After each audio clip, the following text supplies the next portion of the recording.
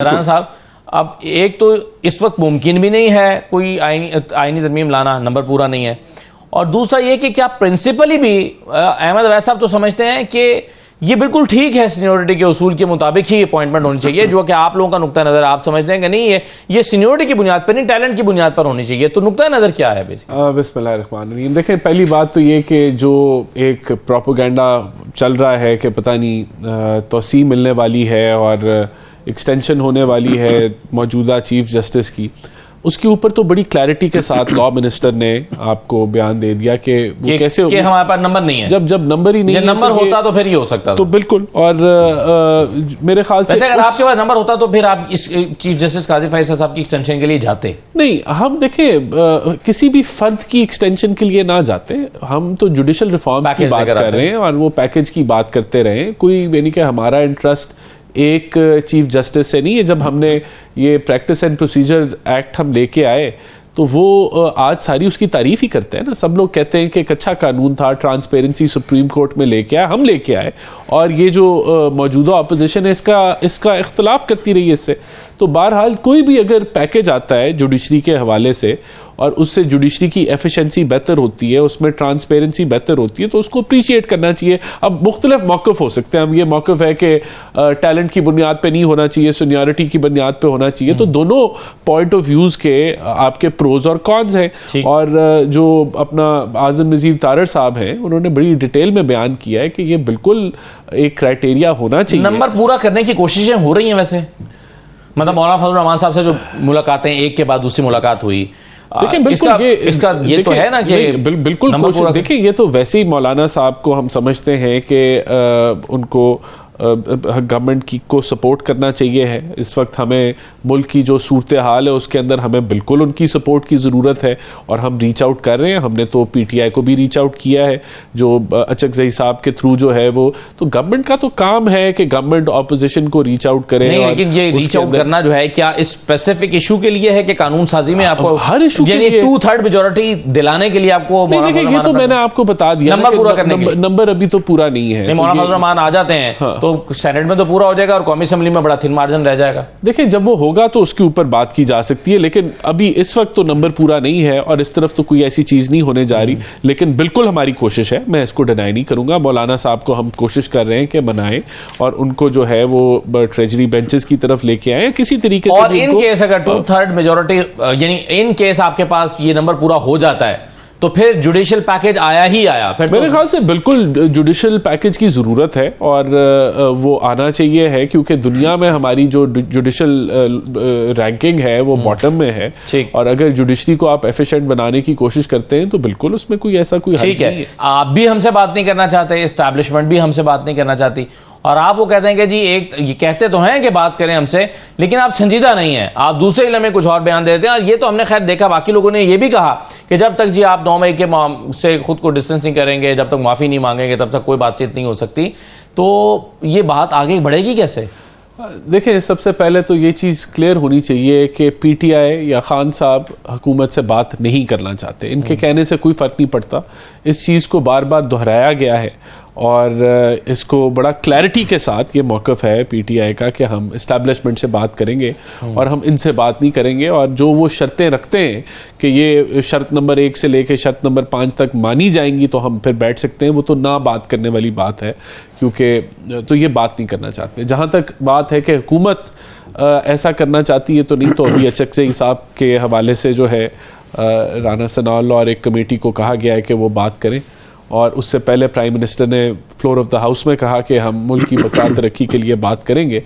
तो बिल्कुल अगर बैन का कहा गया तो वो लगा तो नहीं ना, और वो अभी तक जो है वो बात अभी रुकी हुई है। लेकिन बातचीत का मामला किसने रिजेक्ट किया? अगर ये कहते हैं कि हमारा एक ऐसा मौक़िफ़ नहीं था जिसको हम एक हवाई बात थी, तो आप उसको तस्लीम कर लेते। हवाई बात को तो पता चल जाता कि हम सीरियस थे या नहीं थे। आपने तो आउटराइट रिजेक्ट कर दिया ना, इसलिए वो मामलात रुके। इसलिए नहीं रुके कि हम पीछे हट गए, जब आपने रिजेक्ट कर दिया तो वो मामलात रुके।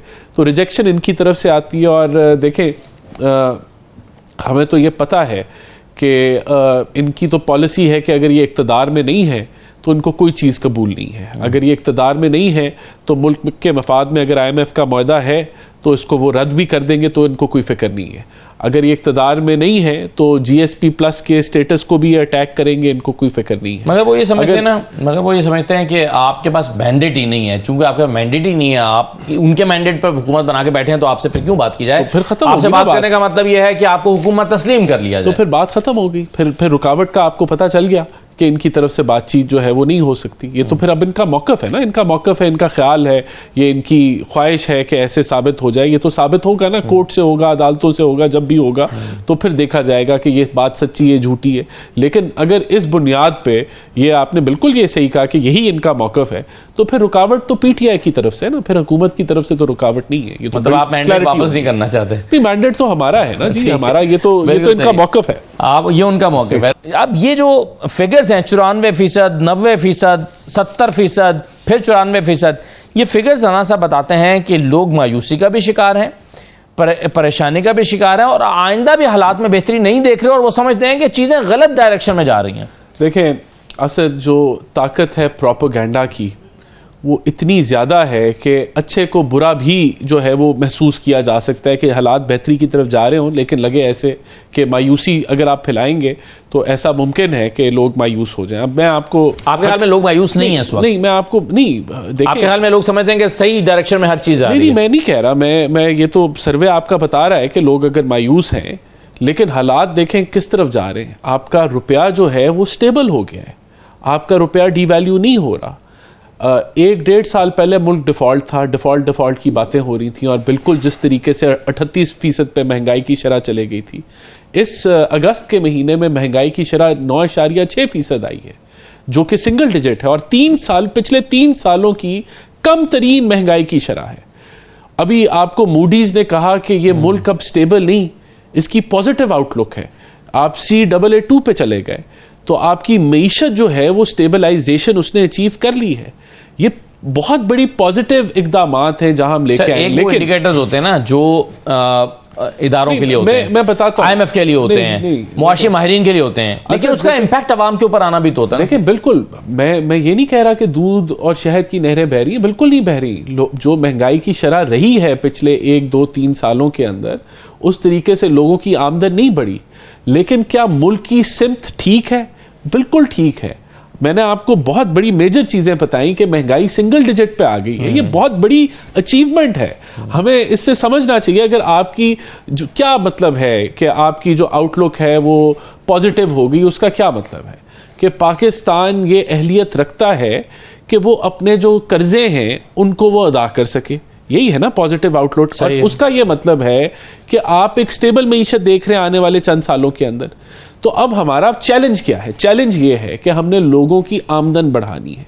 वो हमें ग्रोथ रेट, जब ग्रोथ बढ़ेगी तो फिर लोगों की आमदन बढ़ेगी, तो जो महंगाई जो जमा हुआ है पिछले 2-3 सालों में वो आहिस्ता आहिस्ता जो है वो टूटता जाएगा बेहतरी की तरफ। लोगों को सफोकेशन से लोग बाहर निकलेंगे। मैं एग्री करता हूँ सफोकेशन माशी तौर पे है, लेकिन उससे बाहर निकलेंगे। तो ये सारा देखें, बात ये इसके पीछे बड़ा हमने कैपिटल लूज किया है हमें जो ये। और अभी मैं आपको बता देता हूँ कि बिजली के रेट्स पे हुकूमत दिन रात प्राइम मिनिस्टर की हिदायत के मुताबिक दिन रात काम कर रही है। हम पुरुमीद हैं कि इसके अंदर हमें कामयाबी होगी। कैपेसिटी नहीं, मैंने आपको पहले भी बताया था, उसमें कैपेसिटी पेमेंट्स को हम देख रहे हैं, हम और दीगर मामलात को देख रहे हैं कि किस तरीके से बेहतरी लाई जा सकती है, और इसमें स्ट्रक्चरल रिफॉर्म्स हो रही हैं ट्रांसमिशन लाइंस के, और ये जल्द कुछ चीज़ें हैं जो हमें अगले 2-3 महीने में होती नज़र आ रही हैं, बल्कि शायद उससे भी पहले, और कुछ चीज़ें हैं जो अगले 1 साल के अंदर होगी। उससे अवाम को हम ये बिजली के मामले में मेहनत हो रही है कि रिलीफ दें। तो हुकूमत हर लिहाज से लगी हुई, लेकिन देखें हमें हकायक में रहना है असद। अगर ये कोई कहे कि किसी के पास जादू की छड़ी है और ये जो 1.5-2 सालों में हमें स्टेबलाइज किया है, ये सब कुछ आप 50% डिस्काउंट पे आप चीज़ें करना शुरू हो जाए, वो मुमकिन नहीं है। हम एक पहाड़ी चढ़ रहे हैं और इंशाल्लाह जब हम उस पीक पे पहुंच जाएंगे उसके बाद आसानी शुरू।